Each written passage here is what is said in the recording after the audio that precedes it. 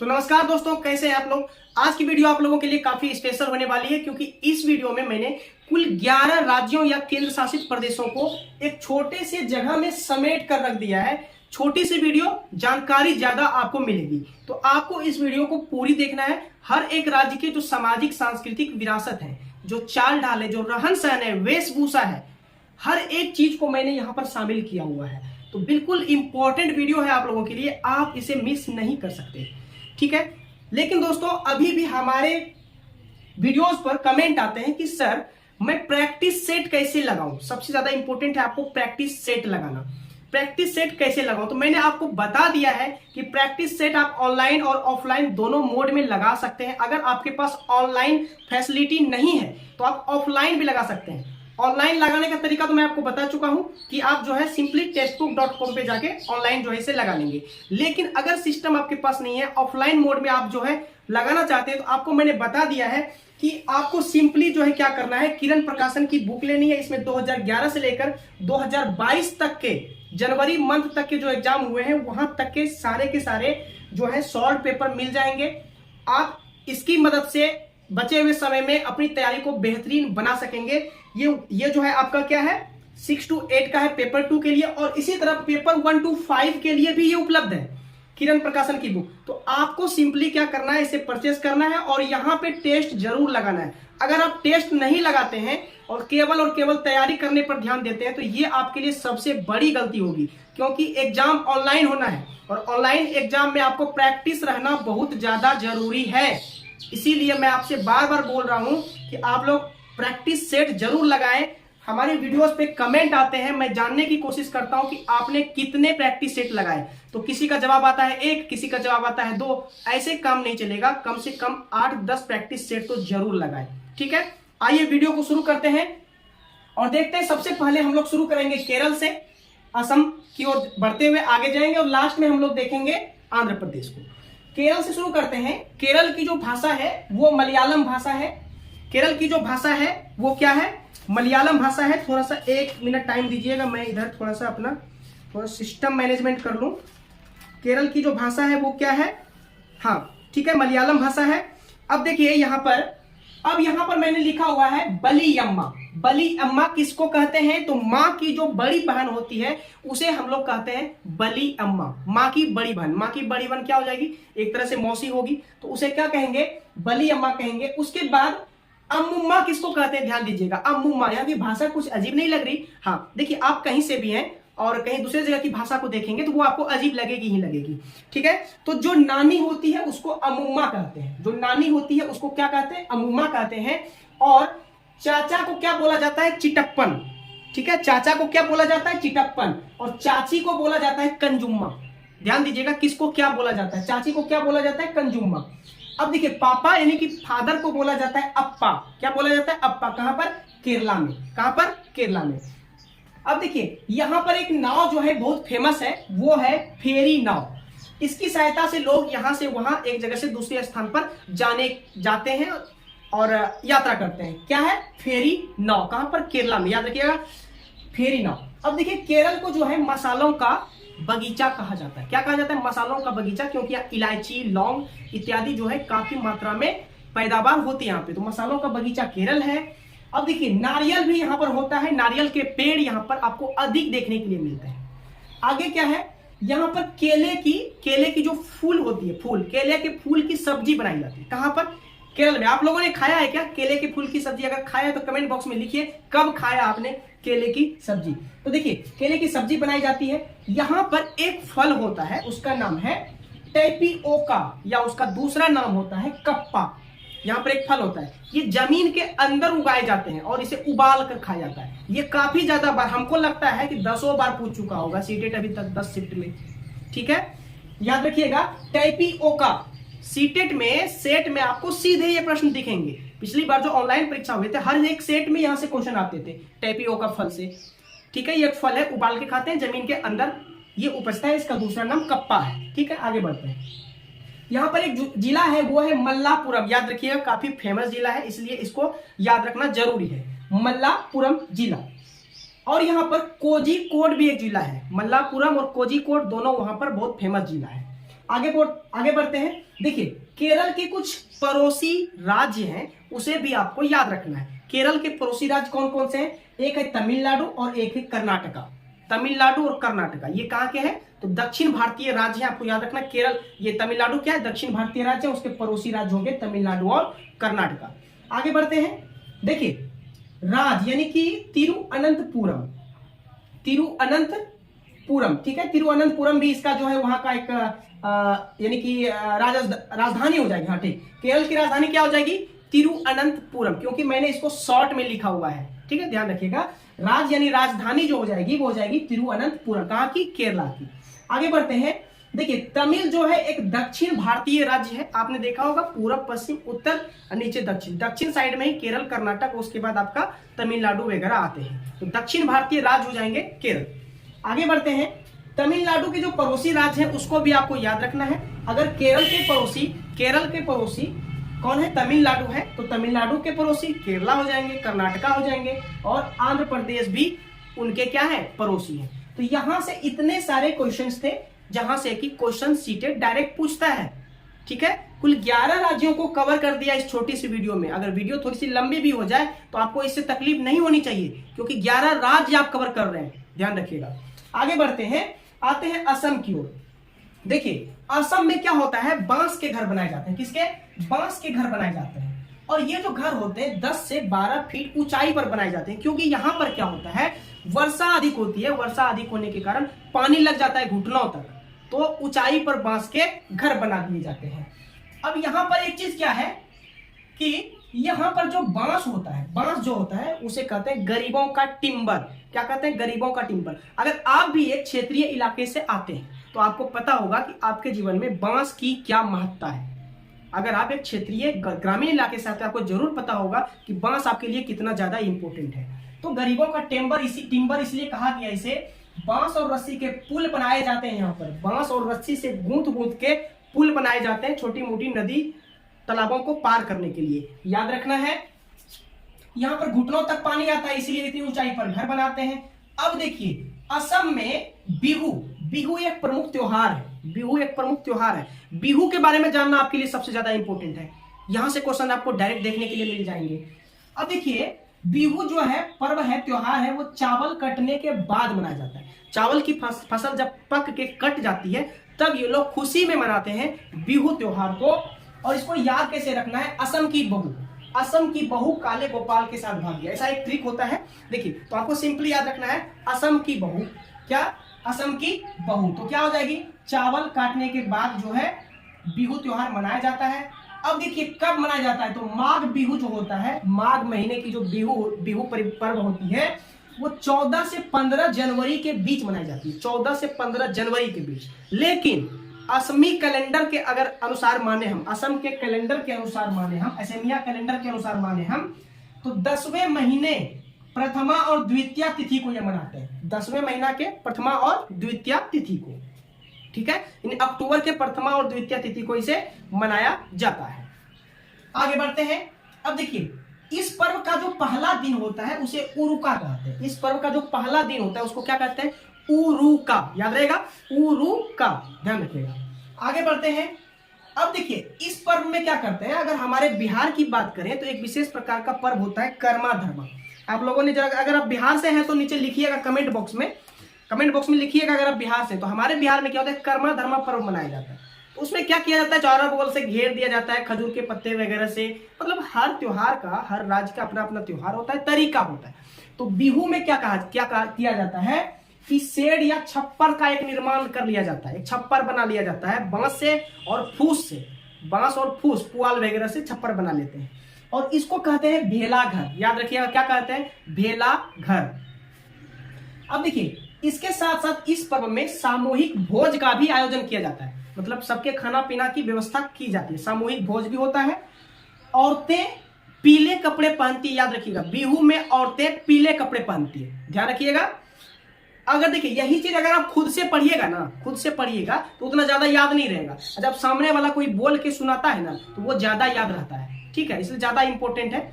आगे बढ़िए। और लड़कियां जो होती है यहाँ पे रंग बिरंगी मेखला चादर पहनती है। क्या पहनती है? रंग बिरंगी मेखला चादर। याद रखिए। तो यहां से असम आपका क्लियर हो जाता है सारी चीजें। आप चाहें तो इसका स्क्रीनशॉट भी ले सकते हैं, मैं थोड़ा सा साइड हट लेता हूं, आप इसका स्क्रीनशॉट क्या कीजिए, ले लीजिए। ठीक है, स्क्रीनशॉट आप इसका जरूर ले लीजिए, क्योंकि सारी चीजों को मैंने एक जगह समेट कर रख दिया है।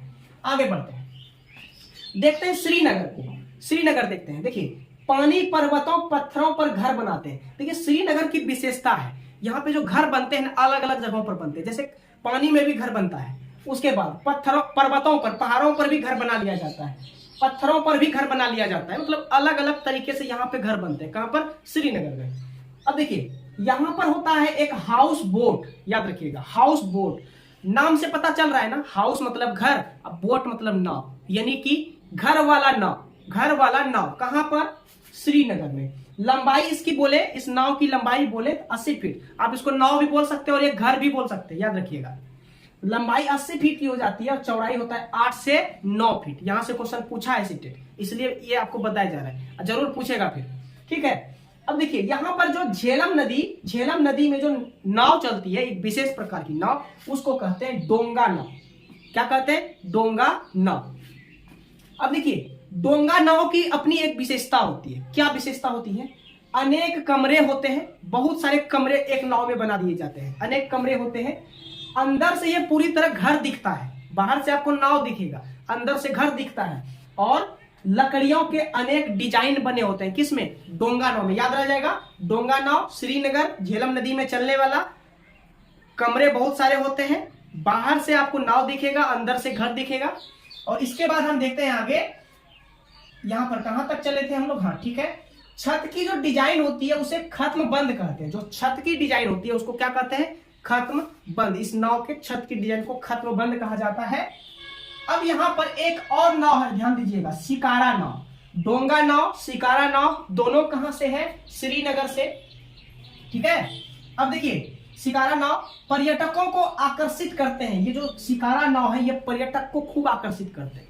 कितने लोग तो शिकारा नाव और डोंगा नाव को देखने के लिए श्रीनगर चले जाते हैं। समझ में आ रही है इस नाव की क्या महत्ता है? तब तो सीटेट पूछ रहा है यहां से क्वेश्चन। देखिए अब यहाँ की जो भाषा है, श्रीनगर की जो भाषा है वो डोंगरी भाषा है, उर्दू है। ठीक है, डोंगरी और उर्दू यहां से भी क्वेश्चन पूछे जा चुके हैं। श्रीनगर की जो स्थानीय भाषा है वो क्या है? डोंगरी और उर्दू। आगे बढ़ते हैं, देखिए श्रीनगर में चाय की एक उन्नत किस्म पाई जाती है, बहुत फेमस किस्म, उसको कहते हैं कहवा। क्या कहते हैं? कहवा। कहवा एक चाय की किस्म होती है, मतलब प्रकार होती है। समझ में आ रही है बात? आगे बढ़ते हैं, मछली पकाने के लिए श्रीनगर के लोग जो है सरसों तेल का प्रयोग करते हैं। तो आप लोग भी सरसों तेल का प्रयोग करते होंगे मछली पकाने के लिए, है ना? या रिफाइन हो सकता है कुछ से कुछ। लेकिन अब थोड़ा यहां ध्यान दीजिएगा, यहां पे हमने बात की श्रीनगर में मछली पकाने के लिए सरसों तेल का प्रयोग करते हैं, लेकिन गोवा एक ऐसा राज्य है जहां मछली पकाने के लिए नारियल तेल का प्रयोग करते हैं। कहां? सॉरी, गोवा एक ऐसा राज्य है जहां पे मछली पकाने के लिए नारियल के तेल का प्रयोग किया जाता है। ठीक है, आगे बढ़ते हैं। अब देखिए घर यहाँ पे पत्थर के बने होते हैं। श्रीनगर में घर कैसे बनते हैं? पत्थर के। और छतें जो होती है ढलान वाली होती है, छत बिल्कुल ढलान वाली है। घर बनता है पत्थर का। कहां पर? श्रीनगर में। ठीक है, अब देखिए पुराने घरों में विशेष प्रकार की खिड़कियां होती है। श्रीनगर के जो भी घर आपको मिलेंगे उसमें एक विशेष प्रकार की खिड़की होती है। हमारे घर में खिड़की कैसी होती है? अगर ये दीवार है, तो दीवार के बराबर होगा एकदम प्लेन खिड़की। लेकिन यहाँ पे क्या होता है? ध्यान दीजिएगा, दीवारों पर निकली हुई रहती है, मतलब दीवार पे से बाहर निकली हुई रहती है खिड़की, और इसको एक विशेष नाम दिया जाता है, उसको कहते हैं डैम। क्या कहते हैं उसको? डैम कहते हैं। श्रीनगर हम लोगों ने देख लिया। आते हैं उत्तराखंड पे। कहां आते हैं? उत्तराखंड पे। बहुत इंपॉर्टेंट चीज आप पढ़ रहे हैं, 11 राज्यों को कवर कर रहे हैं इस छोटी सी वीडियो में, ध्यान दीजिएगा। देखिए उत्तराखंड को देख लेते हैं। फूलों की घाटी कहलाती है उत्तराखंड, आपको पता होगा, क्योंकि यहाँ पे एक विशेष सीजन में खूब फूल उगते हैं, बहुत सारे फूल उगते हैं पहाड़ों पर। जहां तक आपको फूल दिखाई दे देंगे, पत्थरों से झांकते हुए फूल दिखाई देंगे, घास में कहीं कहीं फूल दिखाई देंगे, इसलिए कहा जाता है फूलों की घाटी। ठीक है, अब देखिए पहाड़ों के बीच फूल ही फूल दिखाई देते हैं। झाड़ियों में आपको लाल फूल दिखाई देंगे, अक्सर झाड़ियों में लाल फूल। उसके बाद पत्थरों के बीच में से सफेद फूल आपको झांकते हुए मिलेंगे। पत्थरों के बीच में से सफेद फूल आपको झांकते हुए मिलेंगे, ध्यान दीजिएगा। ठीक है, पीले फूलों के मैदान भी यहाँ पर मिलते हैं। पीले पीले फूल का एक पूरा मैदान मिलता है यहाँ पर। ठीक है, वाटिका तरफ, बगीचा तरफ का मैदान हो जाता है यहाँ पर। और घास के बीच में तारों जैसे नीले नीले फूल आपको दिखाई देंगे। हरी हरी घास के बीच में आपको नीले नीले फूल दिखाई देंगे। आप सोच सकते हो कि यह कितना ज्यादा मनोहर दृश्य होता होगा उत्तराखंड में।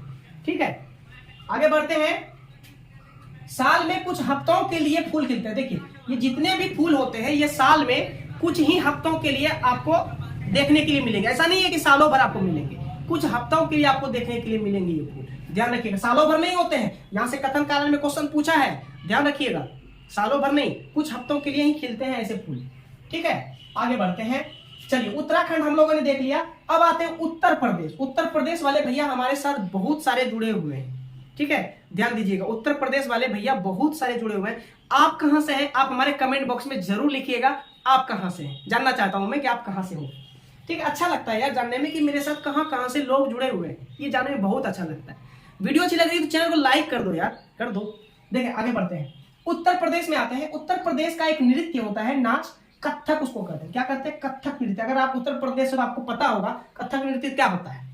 अब देखिए यहाँ पर कचनार के फूलों की सब्जी खाई जाती है। अब मैंने तो नहीं खाया है, कैसा लगता है? आपने खाया है तो बताइए। कचनार के फूलों की सब्जी यहाँ पर खाई जाती है। देखिए यहाँ पे फूलों का जो इत्र होता है, सुगंध होता है फूलों का इत्र, उसका प्रयोग जो है इत्र के लिए जो मशहूर यहाँ पर जिला है वो कन्नौज है। सबसे पहले ये जानिए, इत्र के लिए मशहूर जिला कौन सा है? कन्नौज। और यहां से भी क्वेश्चन पूछा है, हो सकता है पूछ दे कि उत्तर प्रदेश में इत्र के लिए प्रमुख फेमस जिला कौन सा है? कन्नौज है। इस इत्र से क्या क्या बनता है ध्यान दीजिएगा। इत्र तो बनता ही है, केवड़ा, गुलाब जल, ये सब इत्यादि यहाँ पर क्या किए जाते हैं? तैयार किए जाते हैं। तो चलिए उत्तर प्रदेश के बारे में हम लोगों ने जान लिया, जहां से क्वेश्चन सीटेट पूछ सकता है। आगे बढ़ते हैं, आगे देखते हैं हम लोग। इसके बाद आ जाता है लद्दाख। क्या आ जाता है? लद्दाख। ध्यान दीजिएगा, ठंडा रेगिस्तान यानी कोल्ड डिजर्ट इसे कहा जाता है। ठंडा रेगिस्तान किसको कहते हैं?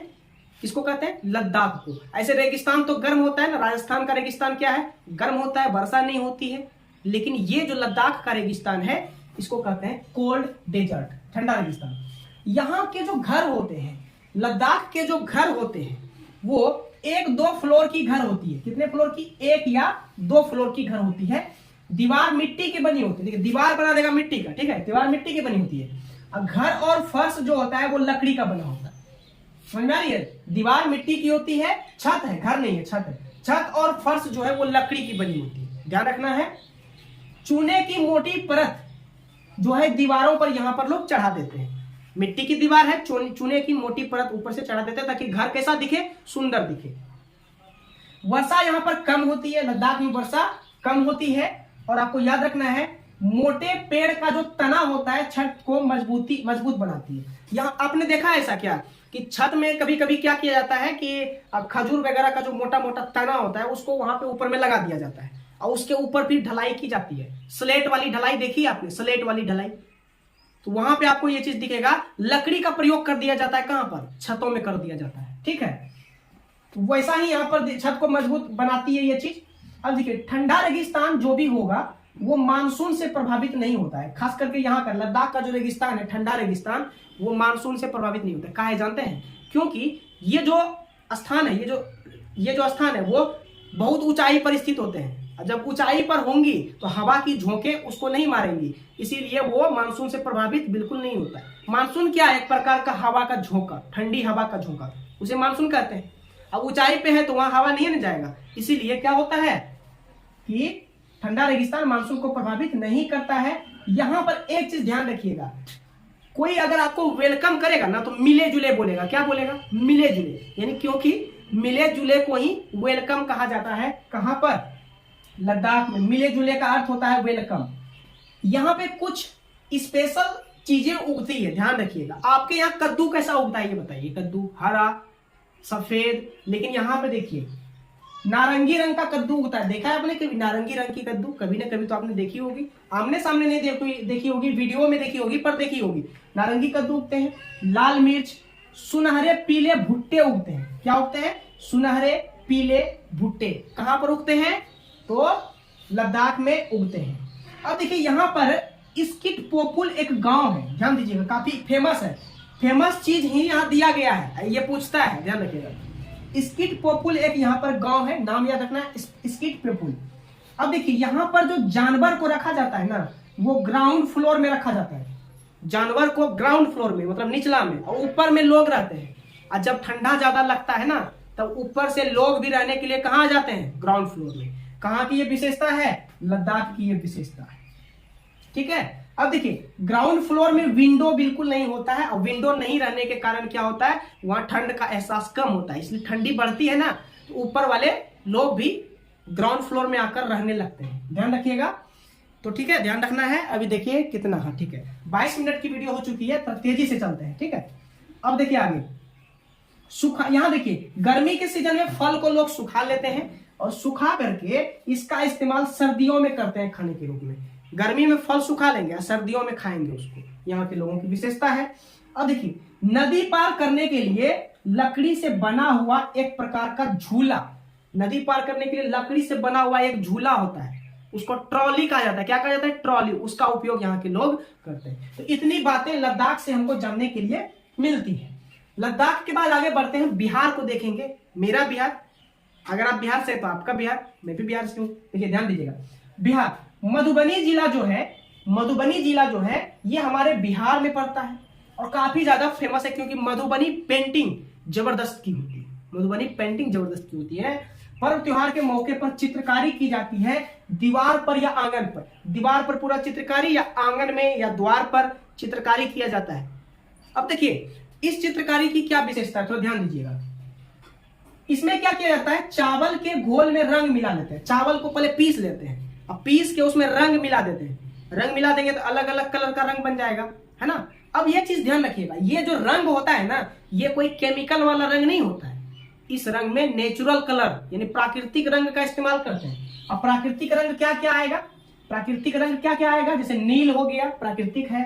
फूलों का रंग हो गया, हल्दी हो गया, पौधों का रंग हो गया। ये सब चीज का इस्तेमाल करते हैं मधुबनी पेंटिंग को बनाने के लिए। ठीक है।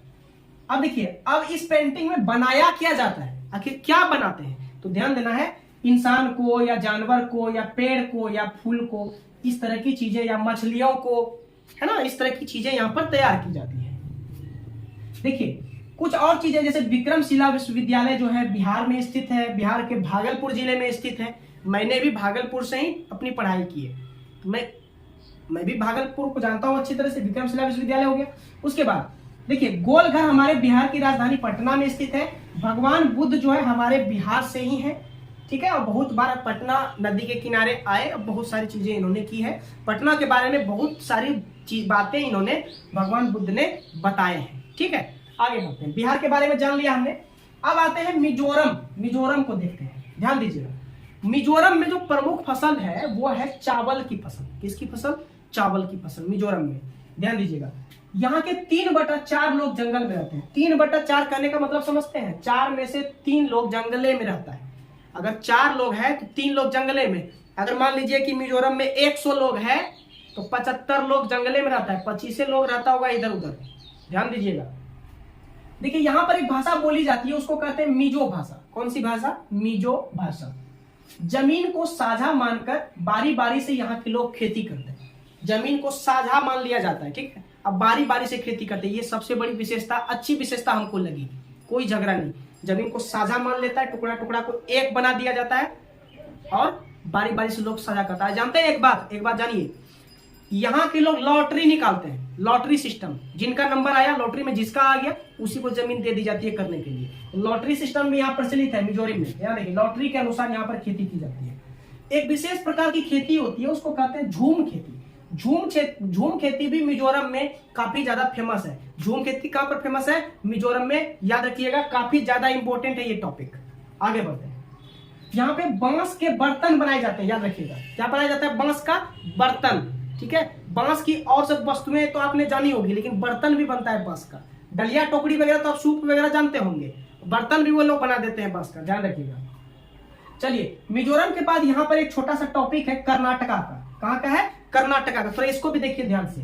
कर्नाटक में कन्नड़ भाषा का प्रयोग करते हैं। कोसे कर्नाटक और कोसे कन्नड़। ठीक है, अब देखिए होलगुंडी गांव कर्नाटक में है, काफी ज्यादा फेमस गांव है, खूब पूछता है सीटेट, होलगुंडी गांव। उसके बाद एक विशेष प्रकार का संघ है यहाँ पर, संघ। उस संघ का नाम है बच्चों की पंचायत बीमा संघ। बच्चों की पंचायत बीमा संघ, ये कहां पर है? कर्नाटक में। याद रखना है, ये काफी ज्यादा यहां से दोनों का, ये तीनों भाषा का, ये तीनों चीज जो है, तीनों पॉइंट काफी ज्यादा इंपॉर्टेंट है। होलगुंडी बच्चों की पंचायत कर्नाटका में, कन्नड़ भाषा भी कर्नाटका में, ठीक है। उसके बाद एक और गांव है यहां से, उसका नाम है बेलबनिका गांव। कौन सा गांव? बेलबनिका गांव, ये भी कर्नाटक में है, ठीक है। इतना बात हो जाता है। आप चाहे तो इसको नोट कर लीजिए, ठीक है। अगर एक बार में कोई चीज याद ना हो ना, एक अच्छा तरीका मैं आपको बता रहा हूं, उसको आप नोट कीजिए, 1 से 2 बार लिखिए, वो आपको याद हो जाएगा, ठीक है। नोट कीजिएगा तो फेयर का फेयर कॉपी भी बन जाएगा, नोट्स भी बन जाएगा, और अगर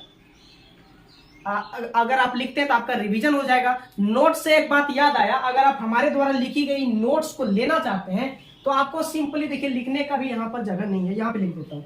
सिंपली आपको 95460797 पे क्या करना है?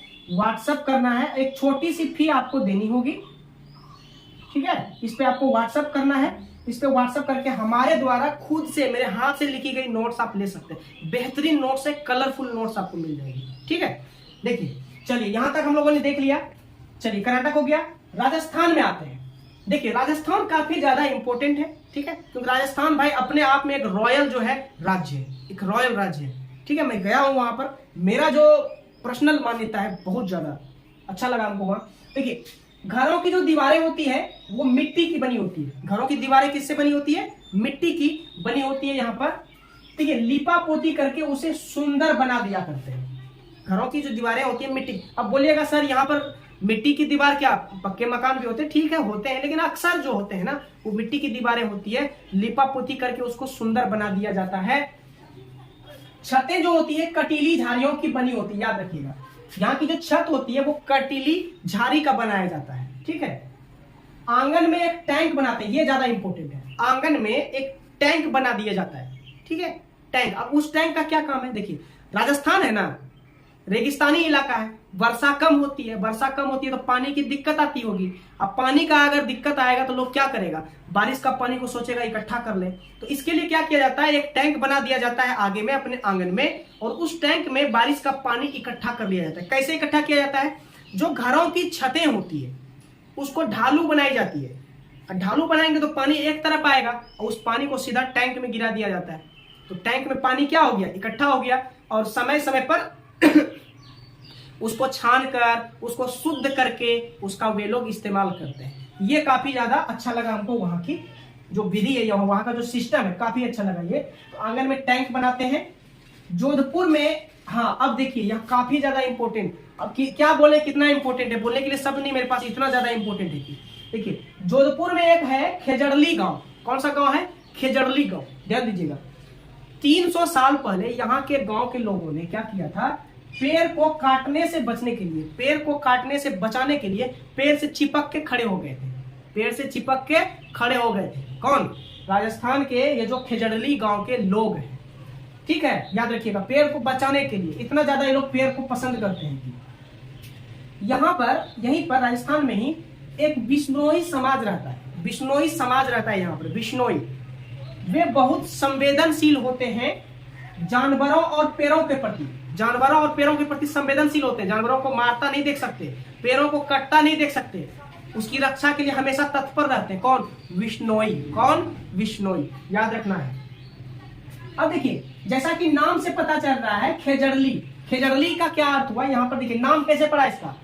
खेजड़ली का नाम खेजड़ली क्यों पड़ा? क्योंकि यहाँ पर एक पेड़ पाया जाता है, खेजड़ी पेड़। कौन सा पेड़? खेजड़ी पेड़।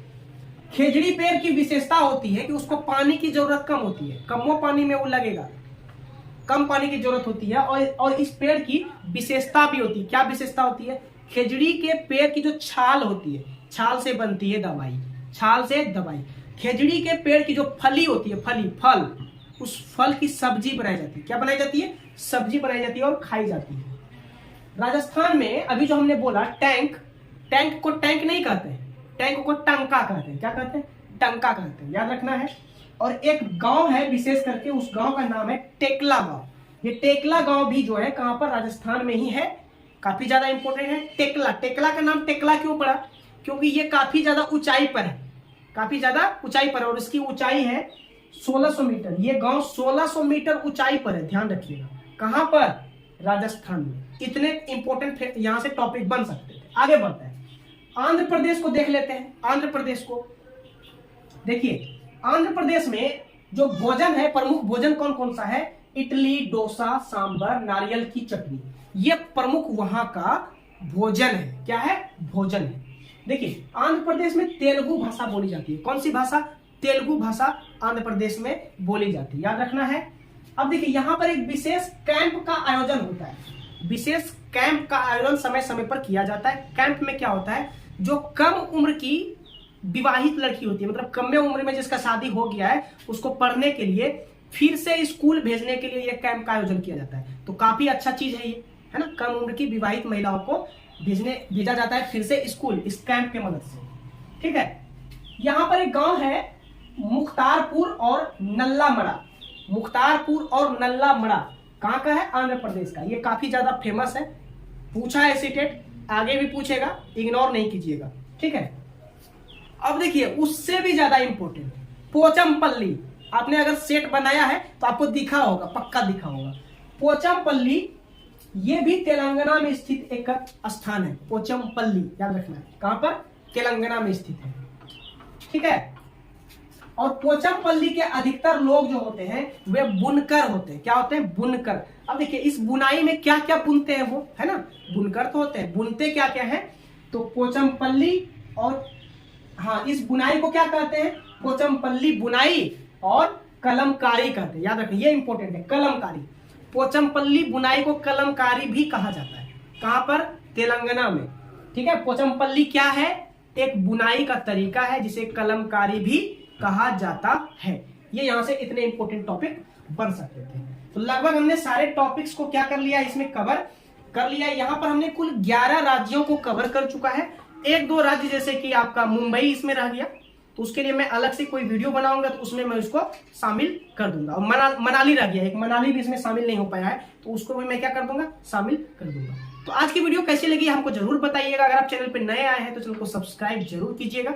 ठीक है, बेल आइकन को दबा दीजिए। तैयारी अपनी पूरी करनी है तो मॉक टेस्ट जरूर लगाइए, चाहे वो किरण प्रकाशन की बुक से लगा लो या तो फिर ऑनलाइन लगा लो। ठीक है, तैयारी को बेहतरीन बनाए रखिए, हमारे साथ जुड़े रहिए। हम आपके लिए मेहनत कर रहे हैं, सब दिन करते रहेंगे। चलिए मिलते हैं नेक्स्ट वीडियो के साथ, तब तक के लिए जय हिंद।